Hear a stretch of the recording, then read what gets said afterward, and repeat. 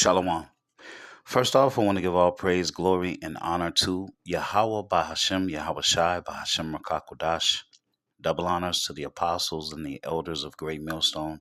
Salutations to the hopeful elect that are scattered throughout the four corners of the earth.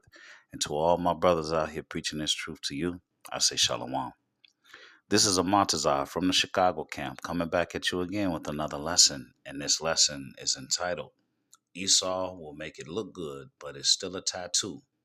Scalp micropigmentation. Okay. So here's the new thing. Okay. So here you have a brother with a malady, a weakness that so many brothers suffer from. Okay. So many men, period, suffer from. Okay. All races, all walks of life. All right. They suffer from forehead baldness. I myself suffer from forehead baldness. Okay. And it's a malady, it's a weakness. And we're in this sinful flesh, so we're not going to be perfect. All right. And so to have a more clean and uniform look, I used to put a blade to my head and I used to shave my whole head off prior to the truth because I didn't want to walk around with the George Jefferson look. Okay. All right. But it took some time. It was a stronghold. All right. And really, truly, you just got to trust the Lord and obey the Lord. The bottom line is if he tell you don't do something, you just don't do it. He's not going to always explain the details of everything. He's just going to say don't do it. He say don't eat swine, don't eat swine. All right. Thousands of years later, after the Lord said don't eat swine, what do you find? You find scientists and doctors seeing that when you do eat swine, especially if it's uncooked swine, anything that's partially uncooked, all right, that swine goes all throughout your body tissues, okay, and put parasites all throughout your body. All right, what else? All right, the Lord says that the woman is defiled. So you have the law of the husband, which basically a woman was really created for just one man, right? Ultimately. Um, but of course, in the event that a man dies, her husband dies, of course, she's free to marry again. Okay. We see that with King David and Nabal. Okay. Nabal had a wife named Abigail. Okay. And Nabal was a nuthead, a knothead. Okay. And the Lord took him out. Okay. When he wouldn't show King David the proper kindness. Okay. So he took Nabal out. And guess what? Abigail became King David's wife. Okay. So we have the law of the husband in the scriptures, which basically says as long as the husband is alive, the woman is only supposed to be with that one man. Anything else will be considered adultery, technically. Then you also have the example of David's concubines. David had concubines, and when his son, okay, was basically his son Absalom slept with his concubines in broad daylight on a rooftop. Okay, this is when David was uh, basically on the run, all right, from his son. Absalom was trying to take the kingdom. Those David never went back into those women again. Okay, because these were his concubines. All right.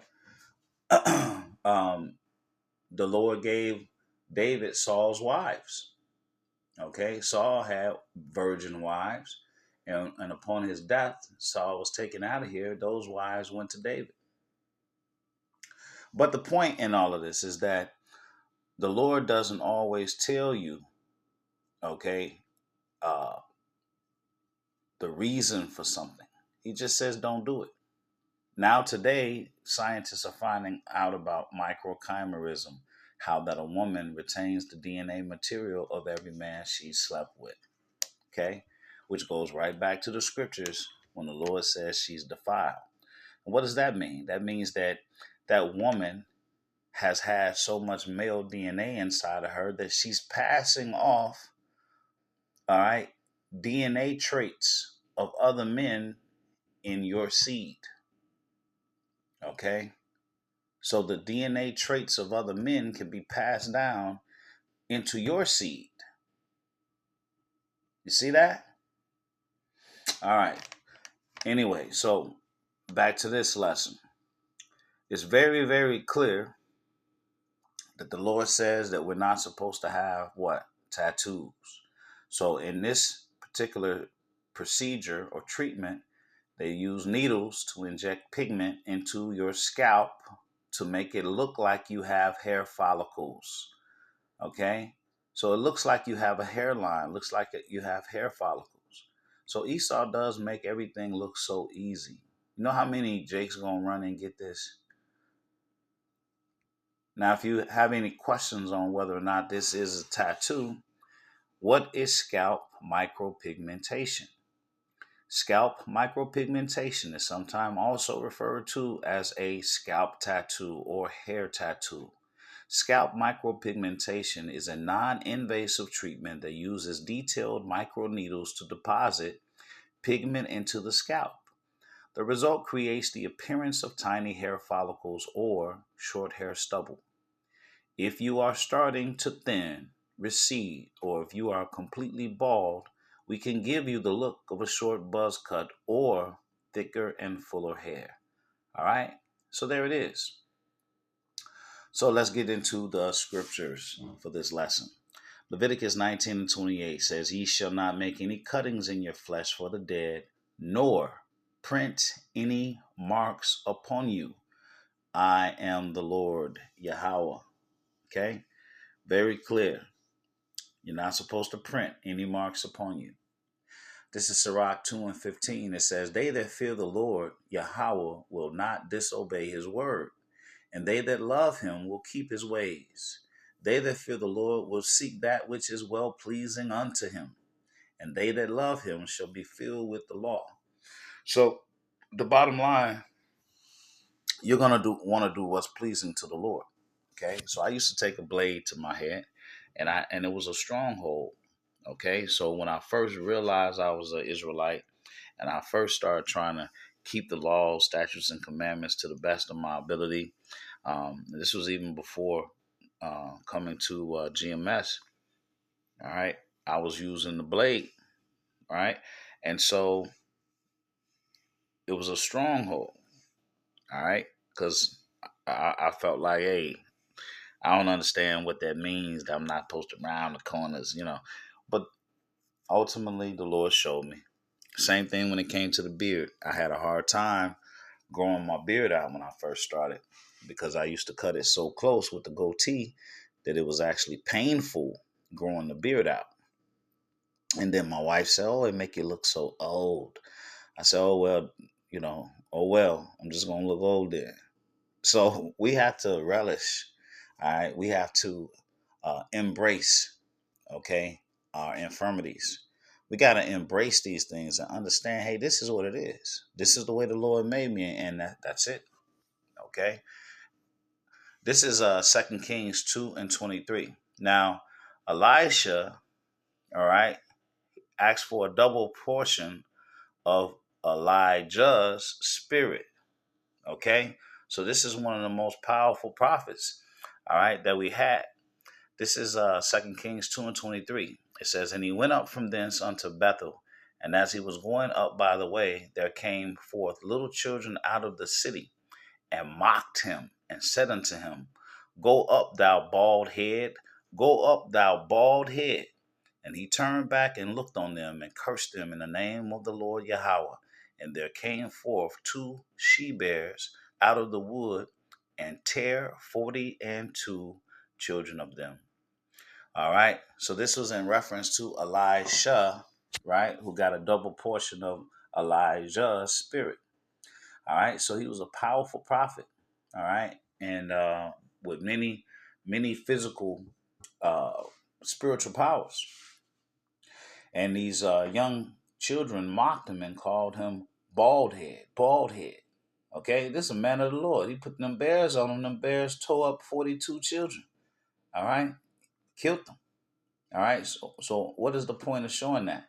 Is that the man of the Lord can be bald. Okay, it don't make you no less of a man of the Lord because you got a bald head. Come on now. This is 2 Corinthians 12:7. Unless I should be exalted above measure through the abundance of the revelations, there was given to me a thorn in the flesh. Now, this is the Apostle Paul speaking. All right. Now, the Apostle Paul, all right, when he received revelations by the Lord Yahweh Shai himself. Himself. Okay. Paul says, I didn't get this from man. I didn't get this gospel from man. I got it from Yahweh Shai himself. If you think you are spiritual, let him consider that the things that I write are the commandments of the Lord. So Paul received revelation from Yahweh Shai himself. All right. And so he knew things in the spirit and shared things in the spirit that we know and trust and believe today. All right. That comes from nowhere else in the scriptures. Okay. So you got 1 Corinthians 15:50 talked about how we're going to be changed in the twinkling of an eye and how this corruptible flesh must put on incorruption. Okay, these are parts of the mysteries that was given to the Apostle Paul. All right, so he had very intimate knowledge, okay, to share.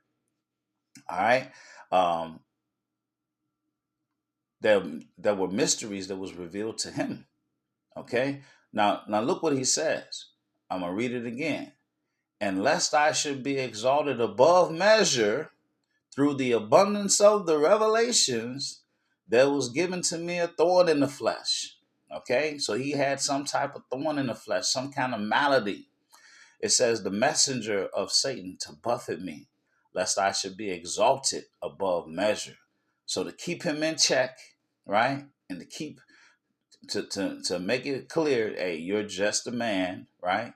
He was given a what? A thorn in the flesh. Okay. All right. It says, lest I should be exalted above measure. For this thing I besought the Lord thrice, 3 times, that it might depart from me. And he said unto me, my grace is sufficient for thee, for my strength is made perfect in weakness.